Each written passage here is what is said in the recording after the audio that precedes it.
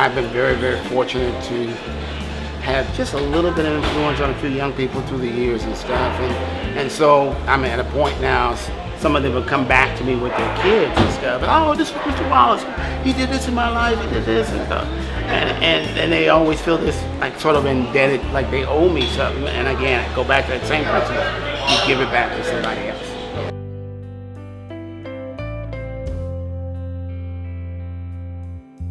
Welcome to the Magic Hour here at Sobu in the French Quarter, whose motto is where life is meant to be lived, not endured. And we have a very special guest today, Wallace Bridges, who's joining us in town for Jazz Fest. Rock and roll.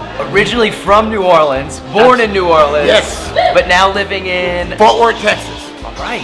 Yes, so sir. tell me what brings you back? What brings you home? Well, I'm here to see my son who's playing at the Jazz Fest. So I'm looking forward to it. I come home every now and then, but this is a whole new experience to come here and actually see my son performing on Jazz Fest. Tell me a story in those years while you lived in New Orleans that's one of your favorite New Orleans kind of memories or thoughts, or what about this city for you is Wallace's favorite piece? Oh, my favorite, my uncle, a gentleman actually who's here, who's been like my father, my mentor in terms of how he was with us as kids, and that tradition of being really close with family. And Uncle Bill is sitting right here. Uncle Bill correct? is right here. So this is amazing because Uncle Bill might have to be sitting in this chair soon. Absolutely. Because if I've had two incredible guests that Uncle Bill has ties to, we got to get Uncle Bill on this. Absolutely. What is it about Uncle Bill that impacted you so much, and why that connection is so strong? I don't think there's enough time on this show, but I'll try to give it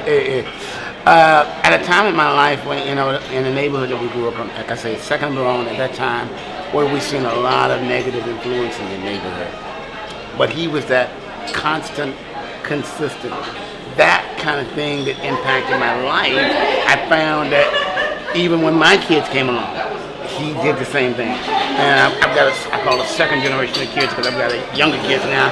He does that same thing.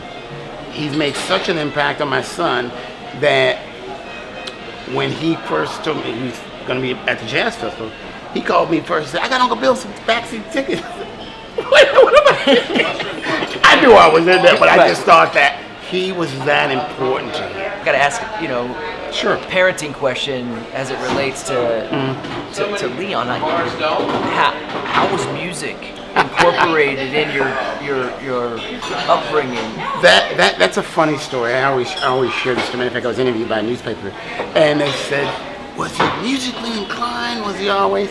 I said, "Not really. He was about 6 years old.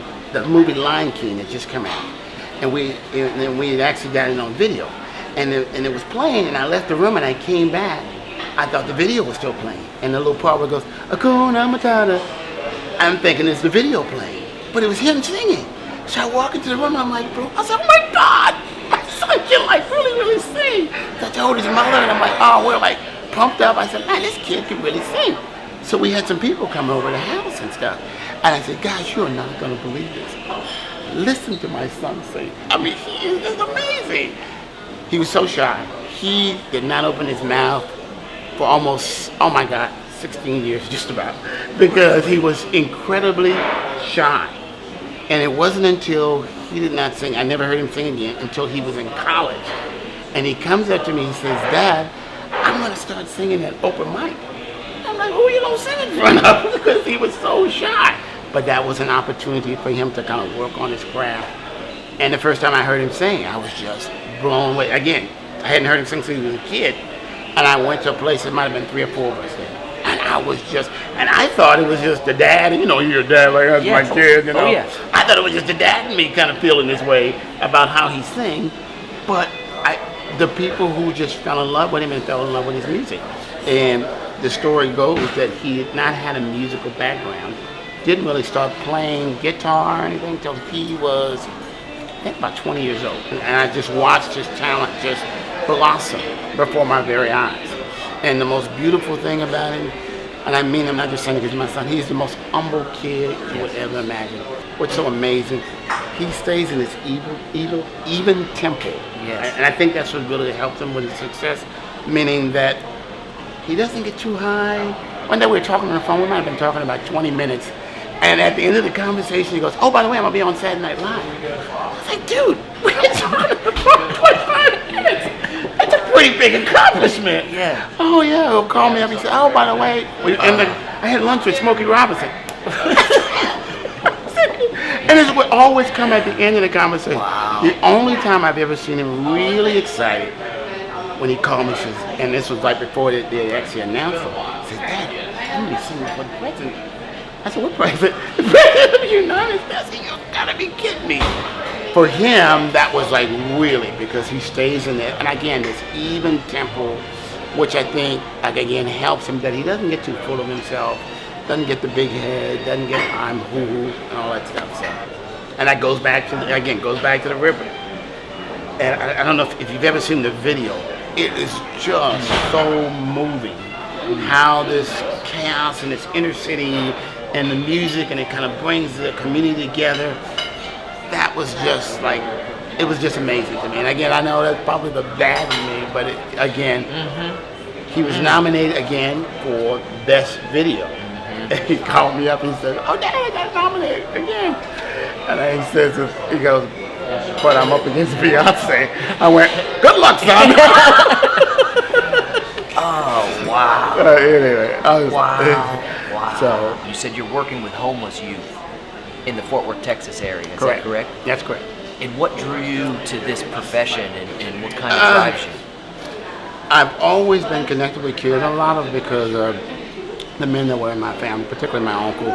It's just that my father was not very involved in my life coming up as a kid, and my uncle was that strong figure then. And if I got in trouble, I was always intimidated that I might have to have this talk with my uncle. Yeah. But the seeds that he planted inside me, as far as being that connection and guiding me and giving me the right direction to go, pretty much that was passed on me. I grew up in a Second and Barone Street. I don't know if you know that. What it was many years ago, it was a little bit of a challenging area at that time. But again, it was people who sold into me. And that's what kind of geared me into that direction. And working with young people, I work with young people who are on probation. I work with young people who have some very challenging things going on in their life. But because I have a theory, because somebody gave to me, I feel like obligated that it's my part to give back to somebody else. And if they come back, "Oh, Mr. Wallace, you did this in my life," and I say, "You owe me nothing. You just pass it on to somebody else." What advice would you give a campus tour guide that's leading a tour with these families to really connect with the person? Wow. Okay. Really connect with them. I think no matter what the background is, value people and meet them where they're at. And I think that's the most important thing, because I subscribe to this. As human beings, all of us want that connection. I don't care if I'm a person that cleans the restaurant up or whatever. I want to make that same connection as opposed to I'm a person that has a $5 million business or whatever. Yes. Connect with them and meet them where they're at and value them for who they are. This year during Mardi Gras, it was my third year of Mardi Gras, and my first throw of the season was a pair of glass beads. Oh, okay. And my last throw on Fat Tuesday was a pair of glass beads, and I'd never caught glass beads before. Oh, wow. And I ran into a friend, they said, "Glass beads is good luck.